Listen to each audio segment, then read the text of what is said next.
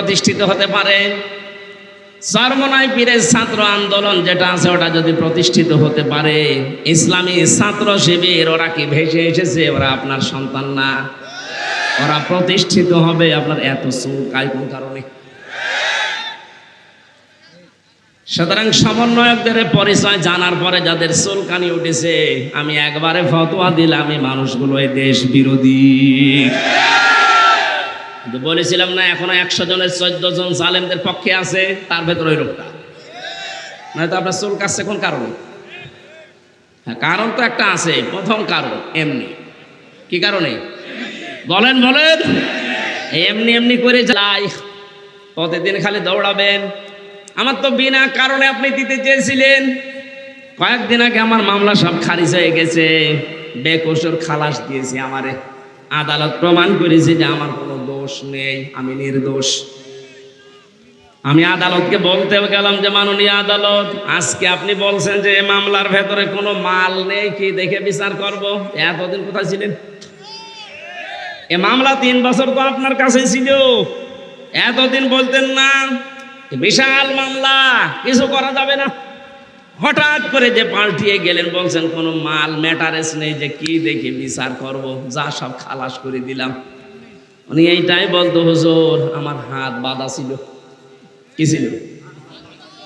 আজকে যেহেতু হাত খোলা পেয়েছি, এখন আমার আর কোনো চাপ নেই, উপরের চাপও নেই, নিচের চাপও নেই, এখন আমি মুক্ত।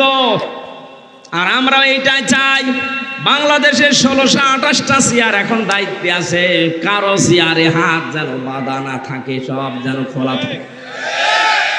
সবার হাত আমরা চাই শহীদ আবু সাইদের মতো এভাবে খোলা থাকবে।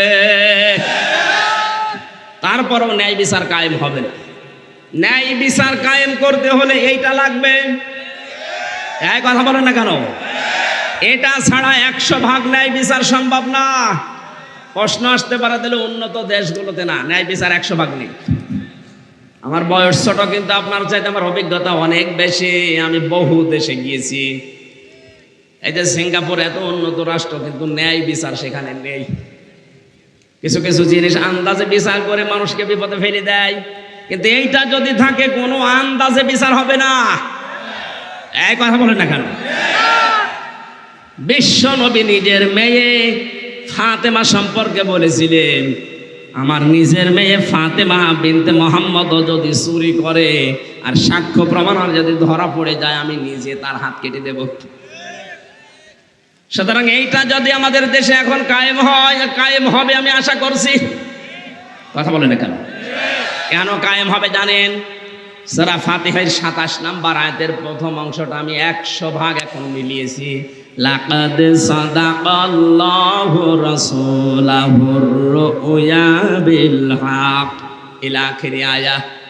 আল্লাহ পাক বলেন, অবশ্যই আমি এই পৃথিবীর ময়দানে আমার রাসূল যে স্বপ্ন দেখেছে, এই স্বপ্নকে আমি বাস্তবে রূপ দেব। রাসূলের স্বপ্নকে বাস্তবে রূপ দেবে হামজা কে? সাদাকাল্লাহু এখানে ফাইল, কর্তা নিজে আল্লাহ। সুতরাং রাসূলের স্বপ্ন বাস্তবে রূপ দেওয়ার দায়িত্ব কার? আরো জোরে বলেন। বলেন। এখন কি রাসূল আছে? না, নেই।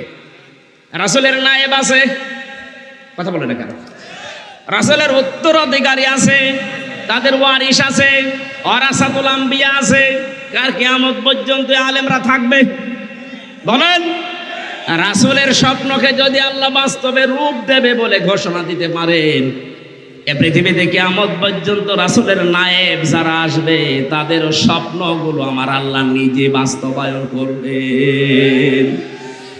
কোরআনের পাখির যে স্বপ্নগুলো আপনি মিলান একটা একটা করে, সব আমার মনে হয় মিলে যাচ্ছে।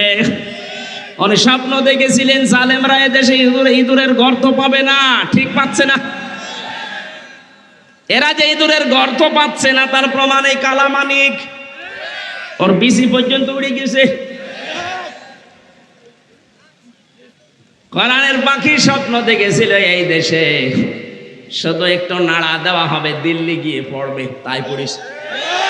ওনার স্বপ্ন তো দেখছি সবই মিলে যাচ্ছে।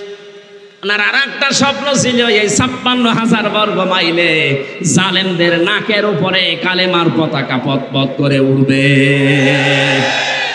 এই স্বপ্ন বাস্তবায়ন হবে ইনশাআল্লাহ।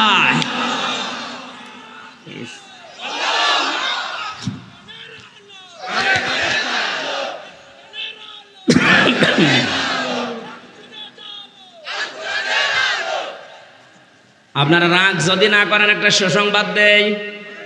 এই 53 বছর, আমার বয়স এখন 33, কিন্তু এই যে মুরব্বী বাম পাশে এবং এই মুরব্বী, বাবা এ দেশটা চালিয়েছিল, ওনারা দেখেছে। কথা বলেন না কেন? স্বামী চালিয়েছে, ওনারা দেখেছে, আমি দেখিনি। চাচা চালিয়েছে আপনাদের রংপুরে, সে যেভাবেই হোক। ভাবি চালিয়েছিল, এমনকি বুবু চালাইলো। সবারটা এখন দেখতে পেয়েছি, এখন শুধু বাকি আছে এইটা দিয়ে চললে কেমন দেখা যায়। আমার বড় স্বপ্ন, বড় আকাঙ্ক্ষা, আশা যে এইটা দিয়ে দেশ চলছে, আমি যেন দেখে মরতে পারি। বলেন আমিন। আমরা এটা দেখতে চাই না? কারা কারা চান এটা দিয়ে দেশ চলুক? দেখি লিল্লাহে তাকবীর।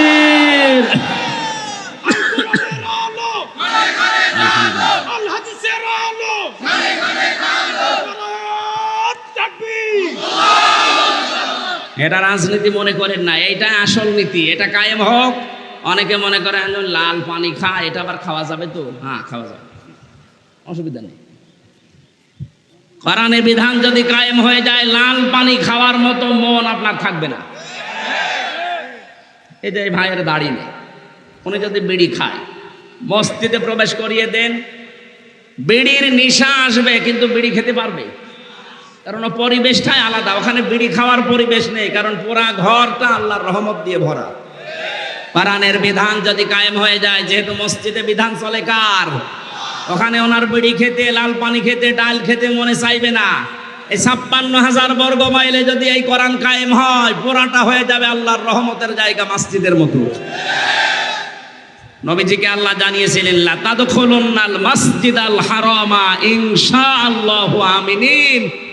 অবশ্যই আপনি প্রবেশ করবেন আল্লাহর ঘর মসজিদে হারামে নিরাপত্তার সাথে। এখনো পর্যন্ত এই নিয়ম মসজিদে হারামে আছে, পুরাটাই লেখা আছে, এখানে পুরাটাই নিরাপত্তায় বেষ্টিত। কেউ যদি মার্ডার মামলার আসামি হয়, কাবা শরীফের ভেতরে থাকলে তাকে মারা যায় না। কথা বলেন না কেন? এত নিরাপত্তা দিয়ে সেখানে বেষ্টনী দেওয়া, কারণ আল্লাহর বিধান সেখানে পালন হয়। এই দেশে আল্লাহর বিধান পালন হোক, আপনার মন ও মানসিকতা পুরাটা আল্লাহ চেঞ্জ করে দেবে। তখন আর লাল পানি খাওয়া, আকিস বিড়ি খাওয়ার কথা মনে আসবে না। জোরে বলেন মারহাবা। আল্লাহ এরকম একটা জান্নাতি, মিনি জান্নাতের পরিবেশ যেন এই দেশে তৈরি করে দেয়। আর এইটা আসলে আপনি ন্যায় বিচার পাবেন। এটা আসেনি শুধু হাত খুলে দেওয়ার কারণে। যদি আমি ন্যায় বিচার পাই, আমি ন্যায় বিচার পেয়েছি, এজন্য আমি আহ্বান জানাতে চাই, আমার মামলার আয়ু থেকে শুরু করে একেবারে উপরের যে নির্দেশ ছিল, জামিন দিত না 3 বছর, যেহেতু আমি নির্দোষ, এখন কোনো দোষ পাইনি আমার, যারা এর সাথে টপ দাবি করা লাগবে না, প্রমাণ দে। প্রমাণকে ফাত্তাবিউনি, আমার রাসূলের অনুসরণ কর। 2টা পুরস্কার আমি আল্লাহ দেব যদি অনুসরণ করার মতো করতে পারিস। ইউহিব্বুকুমুল্লাহ, আমি আল্লাহ নিজেই তোদেরকে ভালোবাসা আরম্ভ করব। না, প্রতিটি শব্দের ভেতরে শিক্ষা আছে। যারা জ্ঞানী মানুষ আছেন তাদেরকে এবার আহ্বান জানাচ্ছি, মিলান। আল্লাহ রাসূলের অনুসরণ যদি কেউ আরম্ভ করে, প্রথম পুরস্কার আল্লাহ তাকে ভালোবাসা শুরু করবে।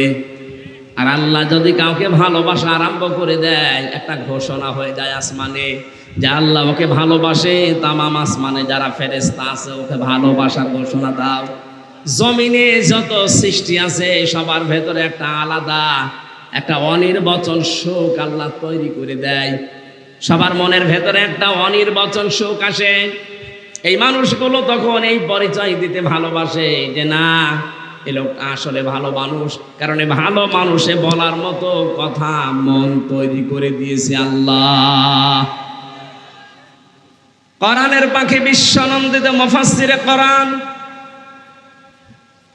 আল্লামা শহীদ দেলাওয়ার হোসাইন সাইদি রহমতুল্লাহ আলাইহি, তাকে ফাঁসি দেওয়ার যে ঘোষণা দিয়েছিল, আমৃত্যু কারাদণ্ড দিয়েছিল। আমার মনে হয় অনেকেই ওই সময় পর্যন্ত বলেছিল না, দোষ করেছি দেন। কিন্তু আল্লাহ যুগের আবর্তনে, সময়ের পরিবর্তনে এমন অবস্থা তৈরি করে দিয়েছে, এখন জালেমরা পর্যন্ত বলতে বাধ্য হচ্ছে যে না, এই কাজটা ঠিক হয়নি। তার প্রমাণ আমার নিজের বংশ। আমার বংশের 100 জনের 98 জন আমার মনে হয় ওরা বঙ্গবন্ধুকে নবী মানত। এইরকম কড়া।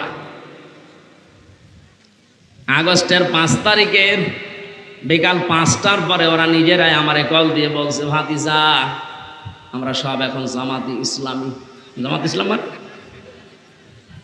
আমি যে 3টা বছর জেলে ছিলাম, কোনোদিন খোঁজও নেননি, খবরও নেননি। এমনকি আমার বাবাকে একবার আমার যে চাচা চেয়ারম্যান, আওয়ামী লীগের চেয়ারম্যান 15 বছর, এমনি কিসে এমনি শুধু মার কাটা নিয়ে এসেছিল, এরপরে আর কিছু করা লাগেনি। ঘরে শুয়ে আছে, সকালে দেখছে চেয়ারম্যান। কেমন করে জানো? বলেন বলেন। এইটাই হয়ে যাবে কাজকের ভাইরাল বক্তব্য, যে এমনি। মানে আমার একদিন ডাক দিয়েছিল, ভাতিজা তুমি আমার নিজের ভাইয়ের ছেলে আর এই ওয়াজ করো এমনি। একটা কথা হইল। আমি জেলে থাকা অবস্থায় ওনার আমার বাবাকে দাওয়াত দিয়েছিল খাওয়ার জন্য। আপন ভাই, দাওয়াত দেবে না, কি করবে? যে ওই জায়গার যিনি দায়িত্বে ছিলেন ওই সময়, মাহবুবুল আলম হানিফ, এমপি আমাদের, ওটাও এমপি। কি কথা বলে না কেন? আমি এই যে কোরআন শরীফ সামনে নিয়ে, আমার ওইরকম পরিস্থিতি নেই, আমি হাতে নিয়ে বলছি ওনারে আর আমারে আপনি নির্বাচনে দাঁড় করে দেন, যদি কিয়ামতের আগে আমার সাথে উনি পাশ করতে পারে, আমি আর কোরআনে কথা বলবো না। 3 বারের এমপি। ঠিক আছে ভাই, কথা বলতে 3 বারের এমপি। কিভাবে জানো? হ্যাঁ বলেন না কেন? অনেক পরের দিন থ্রেট দিয়েছে, হ্যাঁ হামজার বাবাকে খাবার খেতে ডাকলেন মানে? বলছে আমার ভাই, আমার ভাইয়ের ছেলে, ডাকবো না? না, আমরা যারা এদেশে আওয়ামী লীগ করি তারা কোনো দলের লোককে খাবার খাওয়াতে পারি না। অহংকার কোন জায়গায় গিয়েছিল আপনি টের পেয়েছেন?